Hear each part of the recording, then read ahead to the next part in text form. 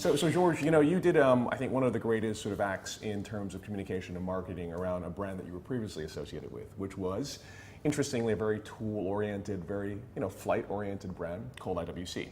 And you transformed that from, again, a very sort of, how shall I say, pragmatic brand into one of the sort of leading global luxury lifestyle watch brands, right? Is this the same idea for Breitling?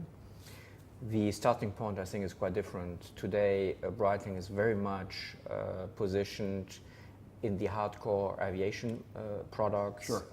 The products are very big. Yes. Products are loud, and this is not negative, right. but it's what the positioning is. But I think the brand, when you look into the history, has much more to say than aviation. We will keep the aviation pillar, which is very important. Sure. We will keep these big products because it's very successful. People love it. We love it. But I think when we look into the history, what Breitling did with, for instance, the Premier or the Top Time or the Co-Pilot, they did other type of products which were also more elegant, smaller, which is especially important here in Asia. Sure. So I think, and when you also look in terms of communication, you as a professional cyclist, you know that Breitling was timekeeper of the Tour de France, sure. of the Giro, etc. Sure. They were in sailing, skiing, etc. So I think with that, the price range where we're going to go wider in terms of offering. Fantastic. Let's start a little bit with the watch that's on your wrist, the Navitimer 8. So a little bit of controversy in some ways because it's a Navitimer without a slide rule. However, I've attended the presentation in Switzerland, and actually the Navitimer 8 is based on cockpit instruments that did not have slide rules. Is that correct? That's perfectly right. Of course, when you launch such a product which is so different than what people were used of the last 15 or 20 years, of course you create controversy in terms of design, in terms of name, in terms of technical features. But everything we're doing, has historical roots. And this product in particular, both in terms of turning bezel, which were on exactly the same on the board instruments, as in terms of name, because there are 2 or 3 products or many products called Navitimer without having a sliding rule, in terms of dial design, etc., etc. So I think we're very true to the roots of the brand, but it's surprising, and the hardcore fans, and I understand that, I totally appreciate that, have some difficulties. On the other side, we're gaining new customer bases. Sure. All around the world, because when I first started, the first comments online were, "Oh my God, could you please make smaller watches?" Sure. So you launched this watch in Shanghai. Tell me a little bit about what China represents to you, because I find it really interesting that the market in China seems to be back on the upswing a little bit. And we have a lot of friends that are in a club called Shanghai Watch Gang. Yes. And the recurring statement that I hear from these guys was that the Chinese bought a ton of watches from the 1990s to about 2010. And all the young guys in China now recognize that they bought totally the wrong watches, right?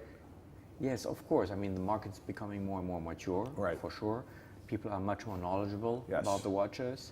People are traveling, people are online, they see what is successful, they understand the history of the brand, yes. the true values of the brand, and suddenly they're discovering things we might be aware of in Western Europe or in Japan or in other regions of the world, who were facing the watch industry since much longer. But that's a normal phenomenon at Breitling also. Aviation, how emotionally attractive is aviation in China with not such a history. Right. In China, when they think about aviation, it's China Air, I missed my luggage or stuff like that. And I've had that experience. And we need to tell also different stories. Right. But for sure, the market's becoming much more mature.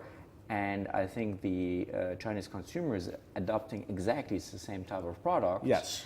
And there is a kind, I agree with you, not, of course the vintage market is booming, Yeah. but there's a kind of retro Yes. touch look comeback, Absolutely. which is definitely there, and which you, by the way, find also in that product. Absolutely, very well done in that product.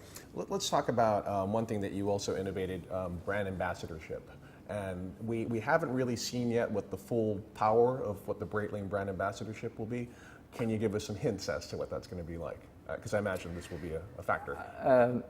It will be a factor, Yes. and yes, we're going to have celebrities, but we're going to work also with very famous people, which you might not know from their face, but there will, whoever it will be, Yes.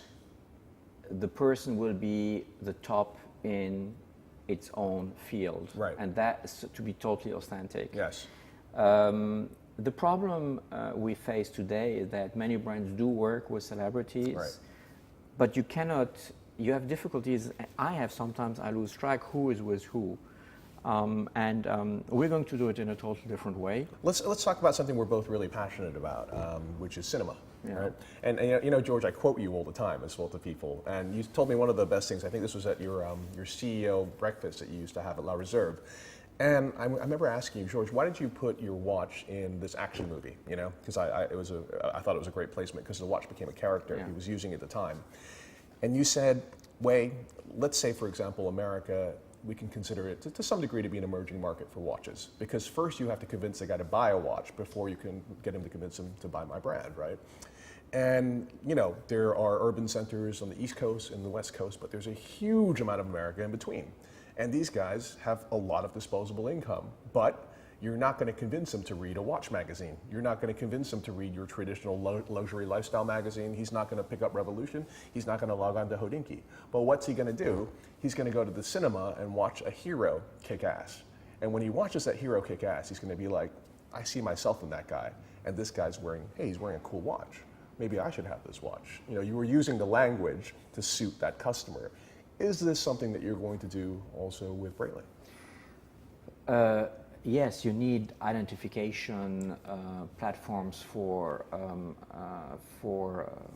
this public, which, as I said, is a little younger or will be younger at Breitling, and we need to define these fields, which, by the way, can be also sports. So there will be more sports elements into this, but for sure cinema, because cinema and movies are worldwide, and music, by the way, the biggest platforms of communication you can imagine. So this identification to a sport or to a person or to a world is absolutely essential, and you will find that within our campaign too. You once told me that I think the ultimate goal was to have the brand participate in producing a film. Yes. And Breitling has so much storytelling, you know, that maybe might be the ideal platform. Is that in the cards? What I can tell you is that me personally, I'm going to produce a movie. Yeah. Amazing. What movie? Well, I know what run will be present, and we're filming in September in France. Right. But here also we've agreed now on the directors, the two actors, wow. Very famous. Congratulations. And that will be a drama comedy. Will you be in it?